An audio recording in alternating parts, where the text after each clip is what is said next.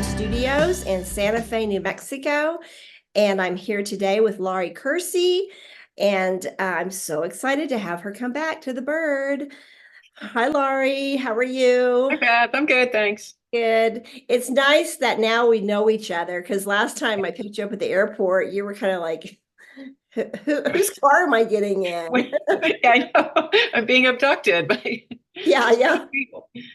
For anybody that might be interested in Laurie's shop, we're only taking 12 students and we're up to 8. Going to be August 23rd through the what 25th. 25th. I have an icebreaker the night before, just so you know, to get in a little bit early.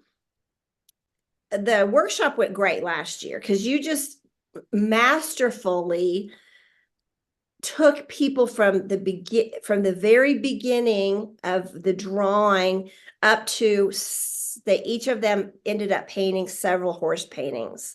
So tell us a little bit about those workshop days. Well, it's a 3-day. So on the first day, as you said in the beginning, I focus on just sketching. For most people, it's a new experience of trying to paint a subject that's not holding still, or not holding very still. I mean, you guys had a situation where the horses could be tied, they give them a little bit of hay, and so they're not moving around a lot, which is helpful. But so we started there, um, did the first day entirely of just pencil drawing. Well, me talking a lot and Which doing is good. demos, getting the students sketching the horses. And then the second day we moved to paint and back outside with the horses and observing the color from life. So they will move around a little bit, and we had some ways that we deal with that. But primarily, we were trying to observe color from life because photos, anybody who's done any plein air painting or really painting anything from life, you know that photos aren't really accurate. It's always best, no matter what the subject is, to try and get some color observation from life. So that's what we focus on the second day. And then the third day, you guys have that great indoor space with the great big open doors. Yeah. So we moved indoors and we were working from photo reference and the reference that we had gathered from life. So their color studies and their pencil sketches from life, working those all together, the photos and the life reference, and into creating a more finished piece. Mhm. Yeah. So when I go out, just pencil sketch, sometimes I'll draw the whole horse. Um, and that's usually just kind of a linear, sketchy sketch with not a whole lot of detail. Other times, if a horse is going to come and stand right in front of me, well, I can't draw the whole horse because he's 2 feet away, but I'll focus on a body part and I'll get a more finished, refined little piece. You just don't have time to get all of that finesse and detail and refinement in a whole horse from Mhm. life. If you want to have some hands-on time with the horses, my husband absolutely loves to have people get in the round pen and do some groundwork. That's optional, but I think almost everybody did that in our class last time.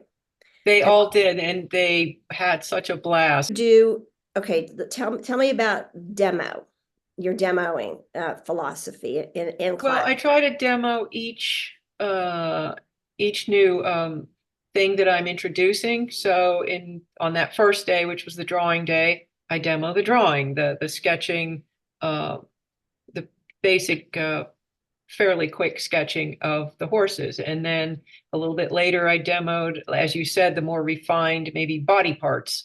Mhm. I'll demo that. And then the second day they're fairly short demos. And then the third day was the indoor day and I again did another demo of incorporating photo reference and my color reference and my sketches from life. I did cheat a little bit because I have sketchbooks full of those sketches from life, which I had brought, some of those. So I have piles of reference.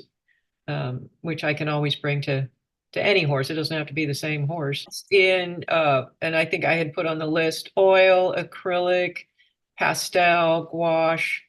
I know there was one student signed up for this one who was just focused on drawing. She just wanted to draw. And I said, sure, fine. You want to draw 3 days? That's fine too. Whatever your medium. Your supply list is up on my website underneath your registration page. So just in case people are new, we do an icebreaker the night before, and that's from 5 to 6. It's very casual, but you can get to the studio, put your gear up, find your spot, meet the horses, meet Laurie, just feel comfortable coming to our studio. And then, and the last day is complimentary, and I do a frito chili pie. And that's kind of become a signature of Bluebirds. Which was my first Frito chili pie, by the way. It's I so had never funny. had that. So People are like, you mean I pour the chili right into the Frito bag? And I'm like, yeah, we're going to cut the top off. Horses are definitely a love of mine. As I know we talked about the last time, I ride and have for years. And so they're just, kind of part of my life. And there's something that I love to paint. We're thinking about getting a mini horse. That's what you need. We need Now that's some really weird proportions there. We need another animal around here, like a hole in the head, but you need a little donkey. We have intense sun here because we're at 7,000 feet. So I always tell people hat, sunscreen, SPF shirts, boots. Lots of water.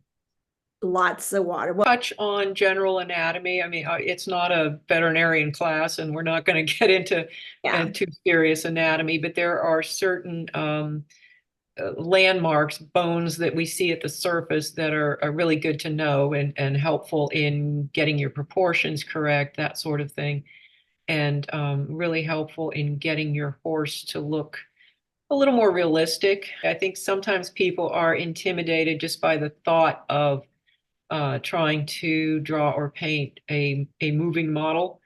But we have ways of dealing with that. And that's, so I think it's not something to be terribly concerned about or afraid of, because that's the whole point, is I'm going to show you how to deal with it. Really a special class because you're so good that you're just the master, really. Okay, well, I'm just really looking forward to this. And like I said, there's only really 4 spots left, and it's in August. All right, Laurie, so this will be great. And horses, Billy, I know he'll have them all cleaned up. Our farrier's in the class. Oh, great. How exciting. Eric Stewart, and he is a dynamite painter, and he is so excited to paint with you. Well, it was great to see you again, and I look forward to seeing you and Billy and the horses and everything.